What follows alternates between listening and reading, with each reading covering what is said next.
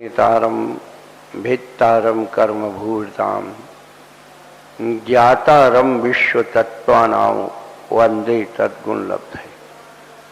देवादित्य महावीर भगवान की जय।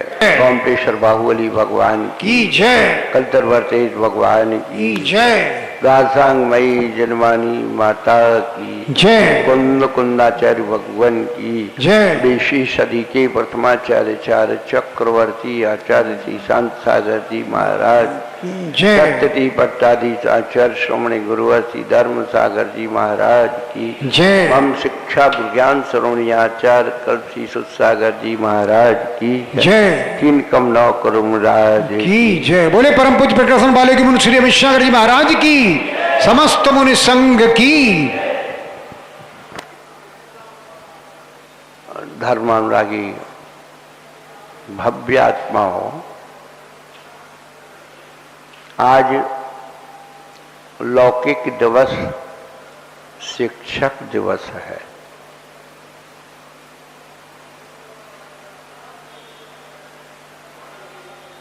शिक्षक में और गुरु में अंतर होता है।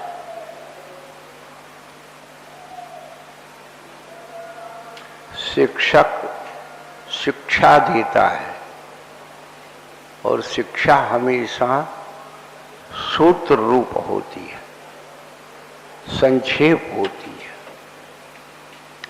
और गुरु विद्या देता है और विद्या व्यापक होती है।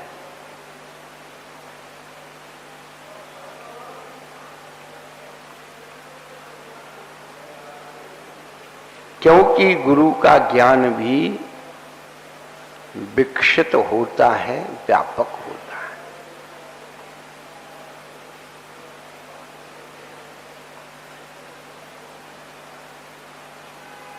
शिक्षा सूत्र रूप होती है, संक्षेप में बताया जाता है।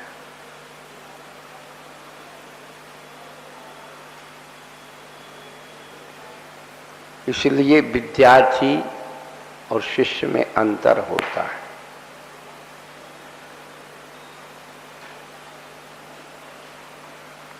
विद्यार्थी जो होता है गुरु से पूर्णतः पूर्ण विषयों को प्राप्त करता है,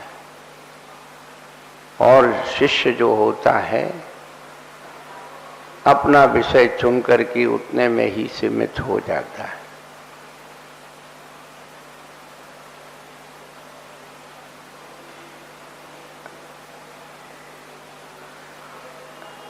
कहने का अभिप्राय है कि ये जो भी हम दिवस मना लेते हैं, कहीं ना कहीं हमारे जीवन के उत्थान के लिए निमित्त बन जाते हैं, प्रेरणादायी बन जाते हैं। पिछले दिनों से हम लोग तत्वार सूत्र की 6वें अध्याय के बारे में सुन रहे हैं। 6वां अध्याय कर्म पर आधारित अध्याय है, गीता का अध्याय है। गीता में विकर्म, कर्म और अकर्म की चर्चा की है। अभी परसों ही जन्माष्टमी आने वाली है। अपन नारायण श्री कृष्ण और गीता के बारे में सुनेंगे।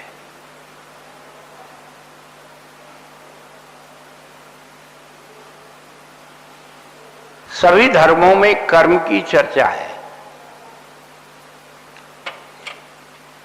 जो क्रियात्मक होता है, दिखता है, वो हम उसे कर्म कहते हैं। लेकिन उस क्रियात्मक व्यवहार के द्वारा जो सूक्ष्म कर्म की वर्गणाएं आत्मा के साथ चिपक जाती हैं, वो दिखती नहीं है।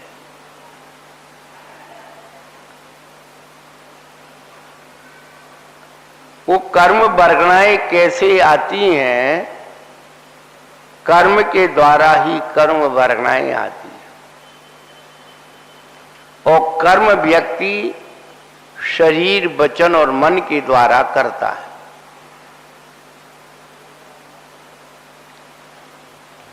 इसलिए 6वें अध्याय का पहला सूत्र बनाया, काय वांग मनः कर्म योगा।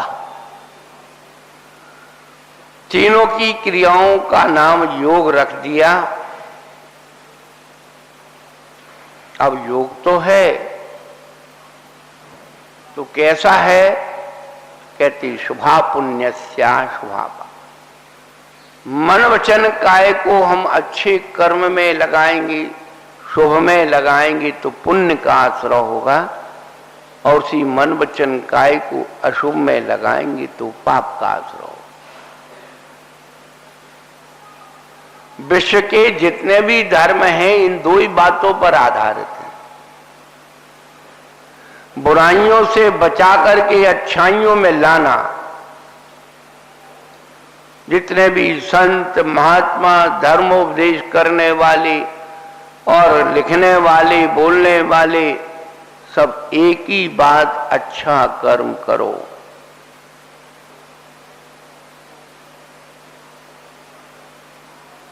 अच्छा कर्म करने से सब कुछ अच्छा मिलता है। अच्छा कर्म करने के लिए भी शक्ति चाहिए। इसलिए उन्होंने कहा सा कसाया कसायो शाम प्राय केरियम। सा कसाय और आ कसाय, सा कसाय आश्रव को सांप्राय कहते हैं और अकसाय आश्रव को ईर्यापत कहते हैं।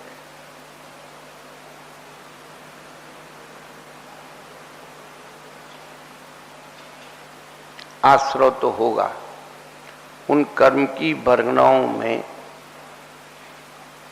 दो प्रकार की अनुभूति बट जाती है। जैसे जल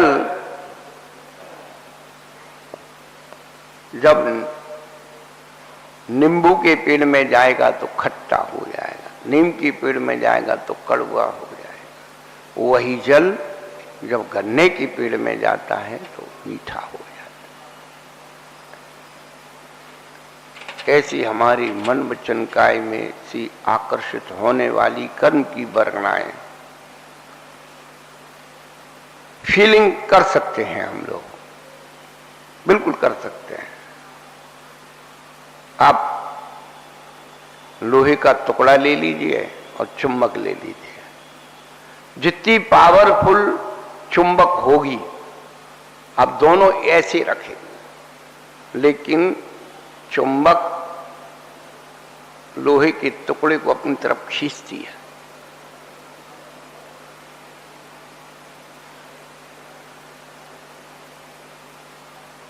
ऐसे ही कसाय जो पर वस्तुओं को अपनी तरफ खींचने का जो एकदम मानस रूप से व्यवहार करती है, वचन रूप से करती, काय रूप से करती है, उतनी ही तीव्र वर्गनाएं उसके साथ संलग्न होती चली जाती।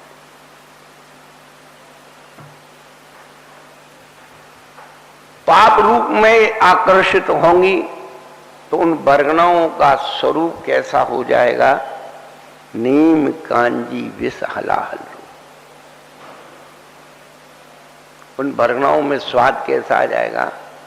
नीम कड़वी, नीम से ज्यादा कड़वा करंज होता है, उसका फल होता है बादाम की मिगी जैसा, उससे भी ज्यादा कड़वा, उससे भी ज्यादा कड़वा होता विष, उससे भी ज्यादा हला। उन वर्गनाओं में वो रूप ऐसा आ जाता है ऑटोमेटिक, कोई करता नहीं है। जैसे जल गन्ने के पेड़ में जाता मीठा, कोई करने थोड़ी बैठ।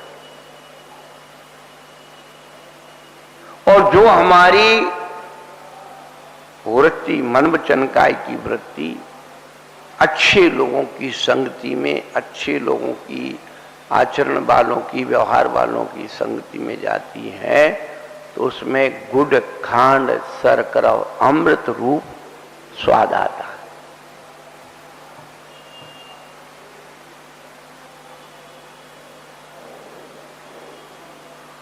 आपको तो नीम कड़वी लगती है, लेकिन जो मिथ्या दृष्टि जीव होते हैं उनको नीम मीठी लगती है। कर्म डस्यो जब जानियो, जिन वाणी न सुहाय। सर्प डसो जब जानियो, रुचकर नीम चबाए। सर्प दंश कर लेता है तो उसे कड़वी नीम भी मीठी लगती है।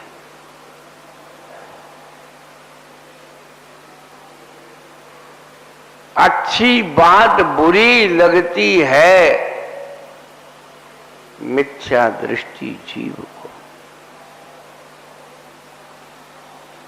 कैसे बुरी लगती है? जैसे पित्त ज्वर वाले व्यक्ति को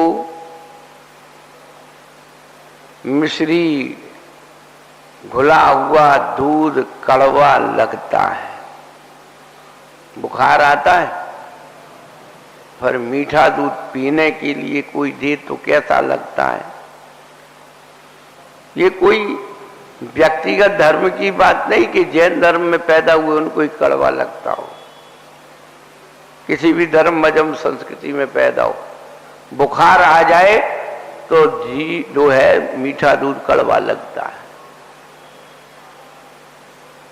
जब अच्छी बात बुरी लगे समझ लेना हमारे अंदर मिथ्यात्व का अंश जिंदा है।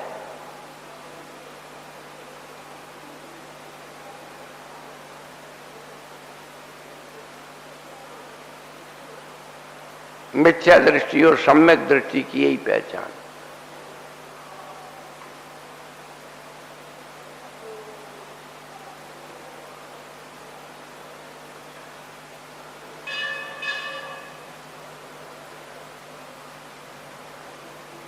तो सकसाय भाव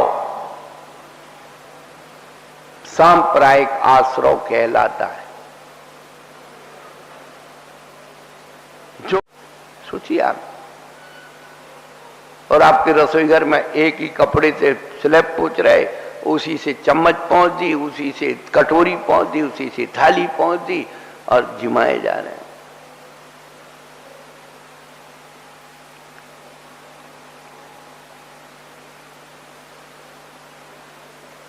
अब मन की शुद्धि कैसे हो? अजीब अधिकरण, अजीब वस्तुएं हमारे कर्म के आश्रय में कारण है, क्योंकि उस सब के पीछे है प्रमाद। निसर्ग मन वचन काय की क्रिया निसर्ग है।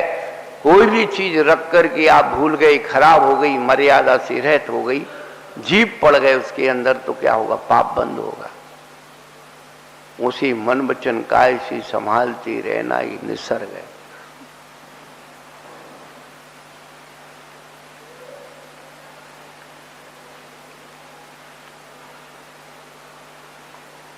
खूब समझा रहे हैं, खूब बता रहे हैं, खूब पढ़ा रहे हैं, किताबें भी रख, समझ में नहीं आ रहा। सामने चीज रखी नहीं दिख रही। कौन सा कर्म है? आचार्य कहते ज्ञानावरण दर्शनावरण। ये मन वचन काय के द्वारा हम ज्ञानावरण दर्शनावरण कर्म को आश्रय कैसे कर लेते हैं? तो उन्होंने कहा तत्प्रदोष निन्हो मास्यारियांतराया साधनो बघाता ज्ञान दर्शनावरण यो हो। अच्छी बात कोई आत्महितकारी बात बता रहे हैं और मन ही मन उसे हम प्रदूषित कर देते हैं, वह प्रदोष है। खुद जानते नहीं और दूसरे की मानते नहीं, ये निन्नव है। आज के समय में इतना निन्नव हो रहा है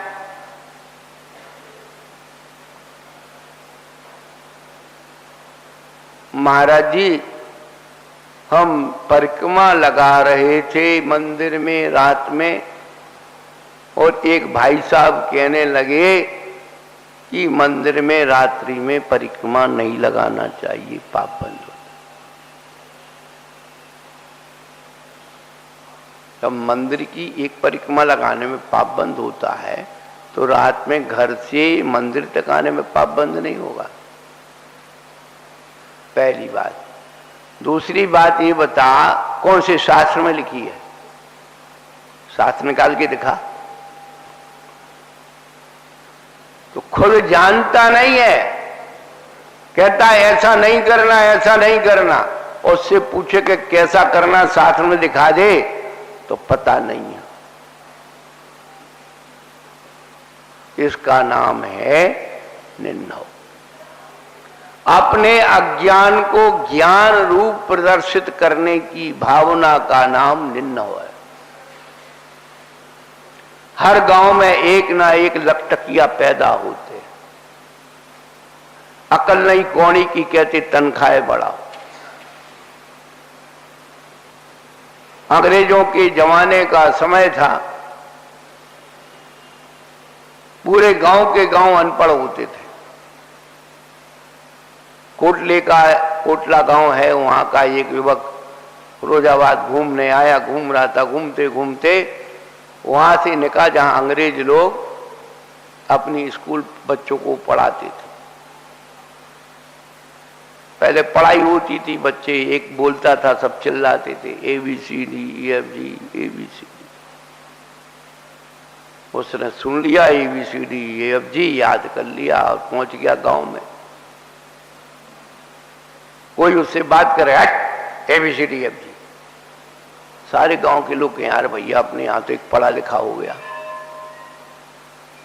सब उसकी सलूट करने लगे। अंधों में खाना राजा। एक दिन क्या हुआ, अंग्रेज लोग कुछ गाड़ियों में बैठ करके उस गांव से निकल रहे। पुराने समय में गाड़ियां वाटर कूल होती थी, पानी डालना पड़ता था मोटर में, हमने देखी। अभी भी डालना पड़ता है, अब तो सिस्टम आ गए, एयर कूल हो गई, सिस्टम बदल जाते। कब उसी गांव के किनारे हुई है, वो मोटर गर्म हो गई, खड़ी कर दी। अब वो ड्राइवर कह रहा वाटर वाटर। अब गांव में पहले 50 साल पहले एक साइकिल भी आती ना, साइकिल, तो पूरा गांव देखने आता।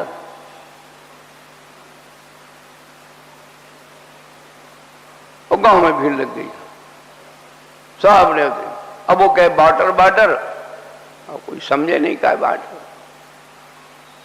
भीड़ में किसी ने कहा अरे भाई अपना लकटकिया को बुला।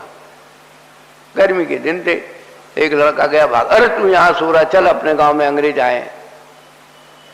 वो अपने कपड़े वपड़े संभाल सूल के आया। वो ड्राइवर बोले वाटर वाटर, वो कहे जी। और भैया अंग्रेज ड्राइवर था, थोड़ी देर तो सुना, बाद में जो ABCD कर रहा था, एक इधर से लगाए, एक इधर से लगाए।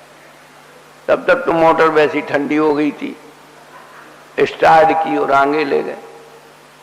सारे गांव के लोगों ने उस लकटकिया को घेर लिया। एक बात बता रहे भैया, इतनी अच्छे से है वो अंग्रेज की बात को जवाब दे रहा हो, तो वो जो है एक बात समझ में नहीं आई। वो अंग्रेज तुझसे का बोल लो, तो तू अच्छे से जवाब दे रहा हो, पर ये बता कि तुझे मार के क्या चलोगे। वो क्या कह रहे थे तुझे अंग्रेज, और मार के क्यों चले गए। लकटकिया कहने लगा कि अंग्रेज मेरे से बोल रहे थे कि तू इतनी अच्छी अंग्रेजी जानता है, मेरे साथ इंग्लैंड चलो, और मैंने जाने से मना कर दी, इसलिए मार के चले गए। तो हर गांव में कोई ना कोई ऐसे लकटकिया होते हैं कि 4-6 लोगों को बिठा लिया और ABCD खोल के पढ़ा दी। अब उनसे आगे पीछे पूछो तो लकटकिया के कोई नहीं है। तो हर गांव में लकटकिया होते हैं, भोले भाले जीवों को पढ़ा देते हैं, बता देते हैं कि हम शास्त्र जानते, हमारा शास्त्र सुनो, ये कुछ नहीं है। और लोग सुनते हैं, हमें तो कोई फर्क पड़ता नहीं, मत सुनो, हमारा ज्ञान हमारे साथ, हमारा कल्याण हमारे साथ। भटकोगे तुम, आज नहीं तो कल कहीं ना कहीं लौट के आओगे। तो निर्णयों का मतलब खुद जानते नहीं, दूसरे की मानते नहीं। और मास्टर का मतलब है कि आप जानते हो लेकिन दूसरे को बताना नहीं चाहते। अंतराय का मतलब कोई व्यक्ति अपने प्रयास से भी पढ़ना चाहता है, सीखना चाहता है, तो उसमें विघ्न बाधा डालो, अंतराय। जो व्यक्ति सीखना चाहता है, किसी दूसरे व्यक्ति के पास जाकर के पूछ रहा है, भैया ये बताओ, उसे भी बताने से मना कर देना, ऐसे मत बताना कि आसादन। और किसी तरह से उसने ज्ञान सीख लिया है, इतना संक्लेश उसकी छाती पर पैदा कर देना, उसके ज्ञान का छेऊषम नष्ट हो जाए, ये उपघात। अब इसमें किसी भी जाति, वर्ग, वर्ण का कोई भेद नहीं है, ये फीलिंग है, ज्ञान के प्रति फीलिंग है कि हम इतने प्रकार से इस ज्ञान को अज्ञान रूप बनाने की कोशिश करते हैं। ज्ञानावरणी दर्शनावरणी कर्म का आश्रय, वेदनी कर्म के बारे में दुख शोक तापा क्रंदन बद परिदेव नान्यात्म पर्व भयस्थान। जब भी हमारा दुख दूसरे की सिंपैथी पर आधारित हो, समझ लेना हम अशाता वेदनी कर्म का आश्रय कर। तो क्या सिंपैथी नहीं करना चाहिए? स्वयं के अंदर फीलिंग नहीं करना चाहिए। कर्म की विपाक को सहजता से लेकर के, उस दुख में कोई दूसरे लोग शामिल हों, उसको देख करके हम खुशी मनाएं, ये सब अशाता वेदनी कर्म के आगे। इसका मतलब उसके कर्म के उदय पर उसको छोड़ देना चाहिए, पूछना नहीं चाहिए, नहीं। भूत वृत्त्यनुकंपा दान सराग संयमादि योगा शांति शौच मिति सद्वेद। शाता वेदनी कर्म लाना चाहिए तो भूत अनुकंपा, वृत्ति अनुकंपा, उनके दुख से उनको छुड़ाने का भाव। एक तो दुख में सम्मिलित होने का भाव, दोनों में अंतर है। क्या? दुख में सम्मिलित होकर के और दुखी करना और याद दिलाना, और दूसरा दुख से छुड़ाने का भाव। अरे चिंता मत करो, ठीक हो जाओगे, हम तुम्हारे साथ। उसका आत्मबल जो गिर रहा है उसको उठाना, ये साता वेदनी कर्म किया।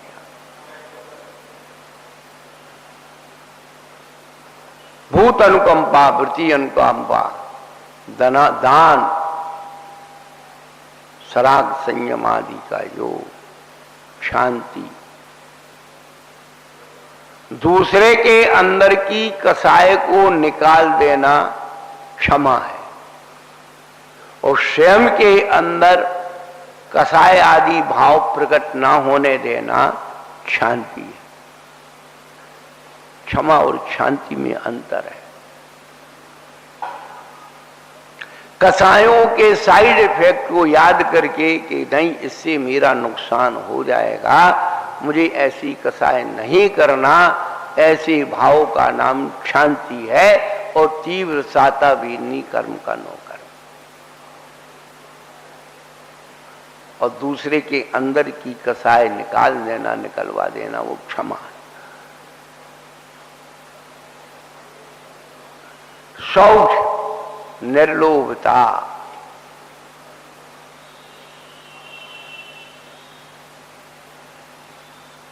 निर्लोभता का मतलब ये नहीं कि भाई हम खाने पीने पहनने ओढ़ने में कोई लोभ नहीं करते, अच्छे से अच्छा करते, ये निर्लोभता की परिभाषा नहीं। अपने उस विषय कसायों से बचे हुए द्रव्य को दान और पूजा में लगा देना।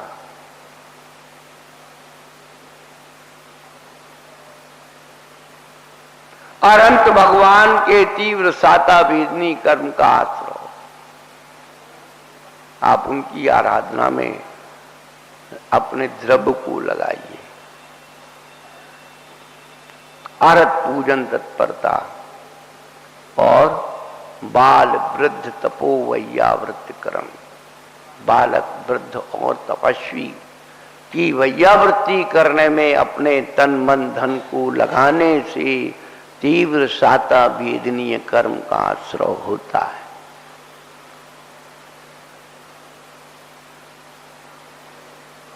भारतीय संस्कृति के दो पात्र बड़े बलशाली थे, एक भीम, दूसरे हनुमान जी। हनुमान जी ने अपने पूर्व जन्मों में, भीष्म ने अपने पूर्व जन्मों में दिगंबर साधुओं की विशिष्ट वैयावृत्ति की।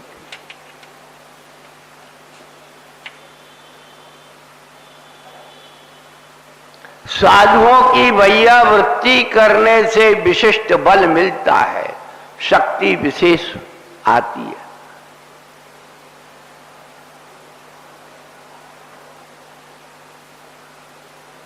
साधु का प्रकरण आया रामायण,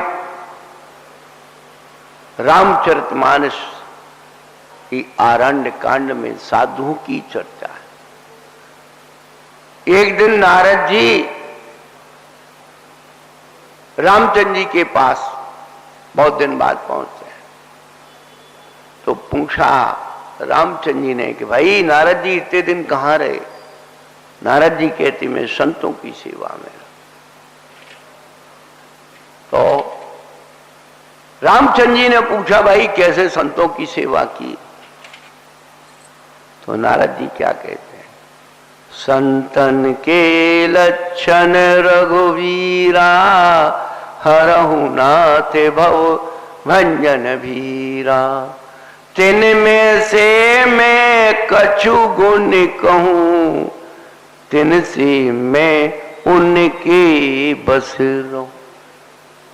हे रघुवीर, संतों के ऐसे लक्षण हैं जिनकी स्मृति से, जिनकी सेवा से हरहु नाथ भव भंजन भीरा, भव की भीड़ दुख नाश होता है।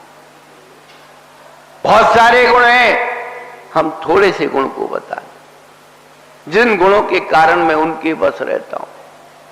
तो क्या कहते हैं तुलसीदास जी महाराज? नारद जी के मुंह से कहलवा रहे, षड विकार जिते अनघ अकामा, अचल अकिंचन सुचि सुख धामा। अमित बोध अनियमित भोगी, सत्य सार कवि को वेद योगी। षड विकार जित होते हैं, पांच इंद्रिय एक मन के विकार को जीतने वाले षड विकार जित। अनघ, अघ कहते पाप को, अनघ पाप रहते जिनकी चर्या है। काम, काम कहते इच्छा को, अकाम कोई इच्छा नहीं। चाह गई चिंता मिटी, मनुआ बेपरवाह। और जिनको कछु न चाहिए बेसाहन के। कबीरदास जी ने 3 पद लिए, चाह गई चिंता मिटी, मनुआ बेपरवाह। चाह गई यानी इच्छा गई, चिंता मिटी यानी मूर्छा गई, और मनुआ बेपरवाह यानी लोभ गया।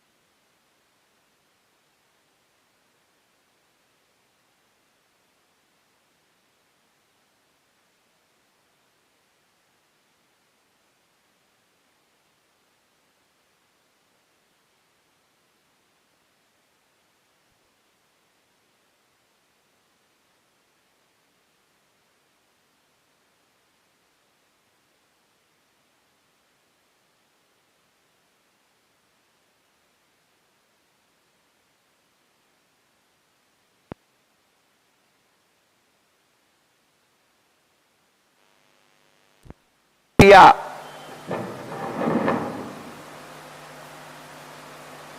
कि संतन को काशी करी सो काम, आवत जात पनैया टूटी बिसर गए हरि नाम। क्या मतलब है? जिनको कछु न चाहिए बेसान अकाम, षड विकार जित अनग अकामा। अचल, अचल का मतलब एक जगह बैठ गए, कहीं जाना नहीं, नहीं। अचल का मतलब है उपसर्ग और परिसरों में भी चलायमान नहीं होना।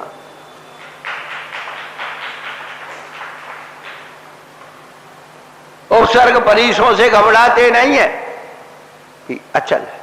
अकिंचन, जिनके पास कुछ अपना नहीं है भी अकिंचन, जिनके पास सब कुछ होते भी कुछ अपना नहीं है, उस भाव का नाम अकिंचन भाव।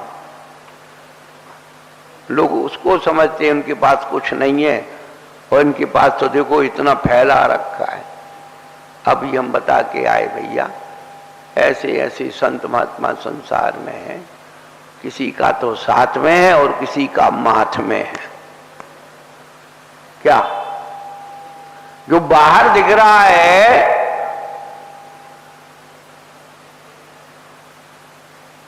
और किसी की बाहर कुछ नहीं दिख रहा, लेकिन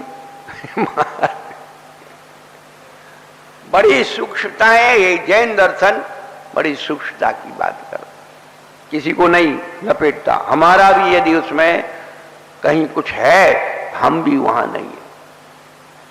अचल अकिंचन सुचि निर्लोभी,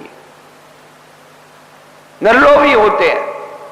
नहीं लोभी गुरु लालची चेला, आगे कुछ नहीं बोलना तो सब लगा लोगे आप। सुचि सुख धाम, जिनके चरणों में बैठ करके सुख की अनुभूति होती है। अपने आप में जीव अभय का अनुभव करता है। सुख के धाम, अमित बोध, जिनके ज्ञान को किसी सीमा परिभाषा में नहीं नाप सकते। अमित बोध, अनिहित भोगी, थोड़ा खाने वाले, एक बार खाए योगी, दो बार खाए भोगी और बार बार खाए रोगी। पुराने लोग कह के गए भाई, अब सुबह से 4 बार 5 बार, संध्या तक 10 बार 25, क्या है? रोगी है।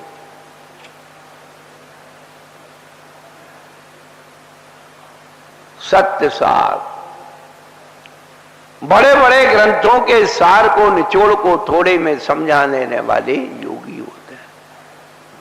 सुना जाता है व्यास जी महाराज ने 18 पुराण लिखे, लिख करके तैयार हो गए। एक वृद्ध बाबा जी ने सुना कि व्यास जी महाराज ने 18 पुराण लिखे। लकड़िया के सहारे टेकते टेकते पहुंच गए। महाराज, हमने सुना आपने 18 पुराण लिखे, अब इतना समय हमारे पास नहीं, आंखों से दिखाई नहीं देता, कानों से सुनाई नहीं देता। वृद्ध अवस्था की अवस्था है, आंखों से दिखता नहीं, कानों से सुनता नहीं, पैर चलते नहीं, मुंह में चपता नहीं, पेट में पचता नहीं,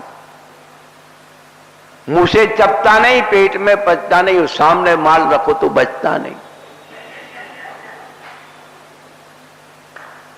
महाराज ये 18 पुराण में आपने क्या लिखा है, आप ये बता दो।